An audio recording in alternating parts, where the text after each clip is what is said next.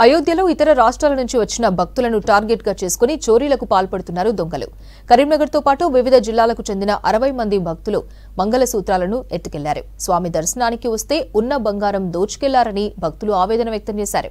నిందితులను గుర్తించి చర్యలు తీసుకోవాలని డిమాండ్ చేశారు భక్తులు. దొరికినాడు కానీ వాడు నేను చేయాల అంటాడు. రెడ్ హ్యాండ్ దొరుకుతుంది, వాడు ఏ హ్యాండ్ దొరుకుతుంది, వాడు నేను చేయలే అంటాడు.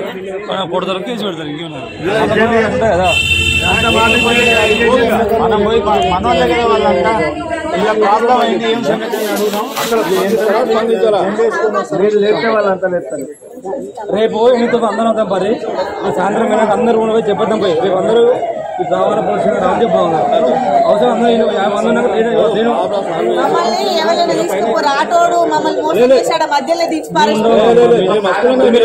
అందరూ ఆడికి వస్తాయి కదా. పదండి పదండి పదండి.